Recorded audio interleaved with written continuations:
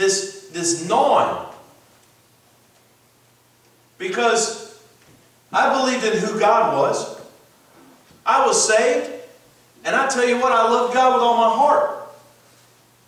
But all of a sudden I started thinking about some of the things that I was listening to.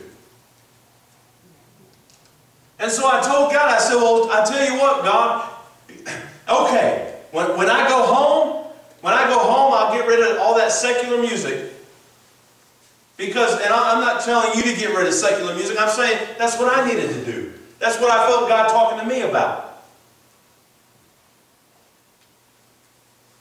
And so I said, okay, God, I'll go home and I'll just throw it all out. I'll just get rid of it. But God was still dealing with me. He said, no, it's not good enough. And you know, the funny thing was, when I said that, in the back of my mind, I was like, well, you know what, I'll say that, and then I'll forget it. You know, I'll say it and I'll forget it, and I'll end up keeping my music. Because I was more interested in the show instead of the go, so to speak. And so I said, you know what, God, I'll get rid of it. And he said, no, it's not good enough. So I sat there and I was praying and praying and praying. I said, fine. And I got up, and I know people must have looked at me like I was weird because I stormed out of that church. I just marched straight out, stood up from the altar, walked straight out, went out to my truck, pulled the cassette. It happened to be the only cassette I had. I pulled out the cassette and I chunked it in the woods. And I said, there, God, I've gotten rid of it. It was one of my favorites, the one that I listened to more than any of them. And I chunked it in the woods, and I went back up there, and I knelt. I just marched straight back in, went straight back down to the altar, and I cried, seriously, for the rest of the service. I just cried. I didn't speak in tongues. I didn't jump, gyrate, shake. I didn't run around the church. I just cried. And then I went home, and I took the rest of them, and I chunked them. I threw them all away. Sunday night, I went up there. The service was good, and during this time, I tell you what, all the young people went to the altars every service. It didn't matter what the pastor prayed about. And so I went up to that altar, and I was getting ready, and in all honesty, I wasn't even thinking about the baptism of the Holy Spirit at that point. I was still reeling about what God had done in my heart and the way that I felt afterwards. And so I went up and I just started thanking God. And I no more than got to the altar and started to speak in English when all of a sudden it didn't come out in English. And the Spirit just started shaking me. And my tongue just started flapping. And saying things that honestly sounded like words, but it was not my words. And I came to the conclusion after that you know what? God needed me to clean up my life before He could pour in His Spirit. And God was providing me everything I needed to cleanse my vessel. But there was that hindrance to keep that which I held dear to myself, but yet wasn't dear to God.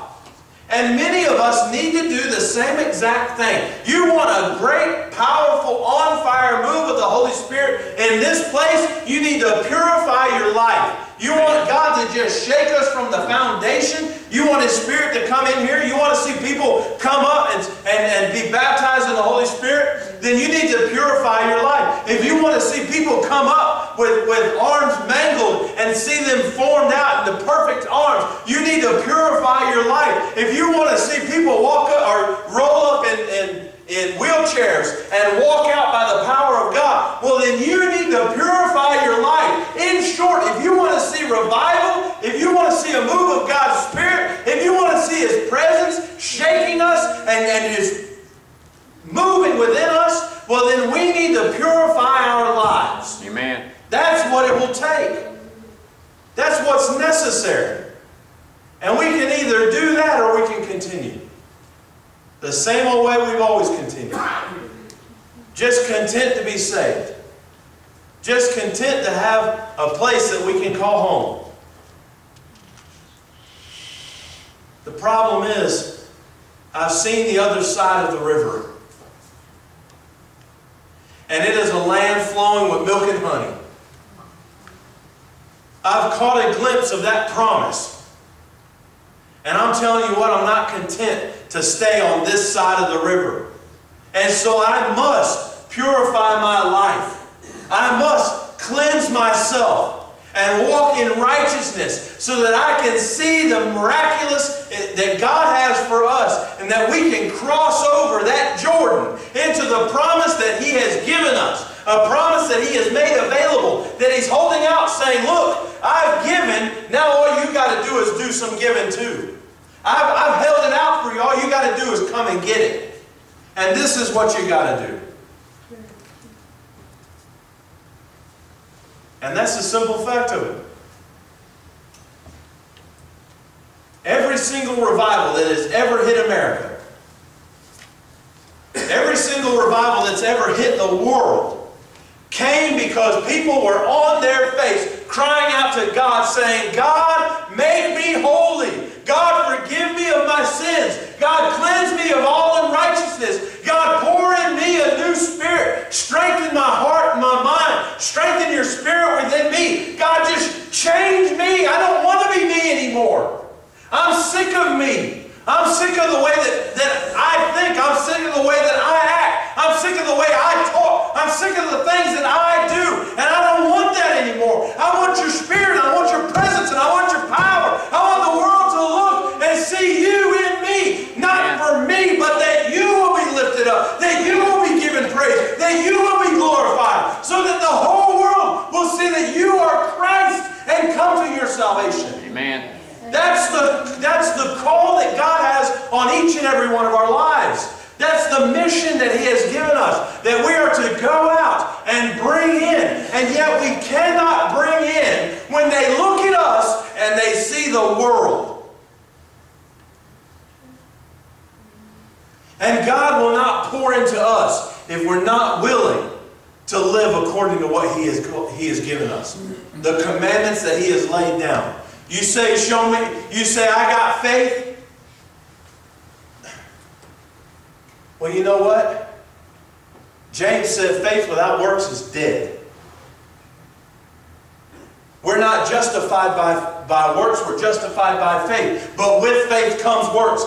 And with works comes faith. And we got to have both of them working together in the church of God, in the buildings that we have all around this world. With followers of Christ, we need them walking around in faith and working out their faith in fear and trembling and reaching out towards what God has for us.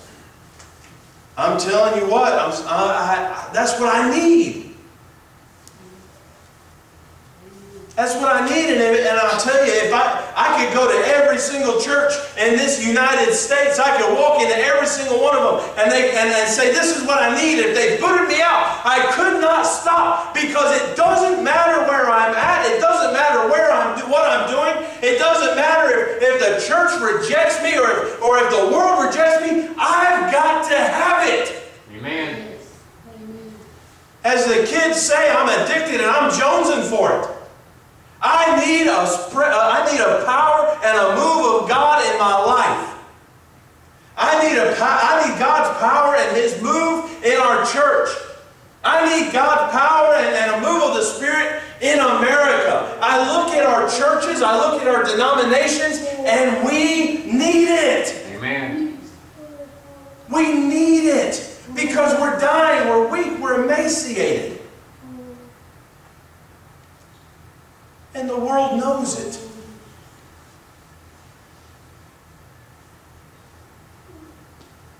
I say this as I close.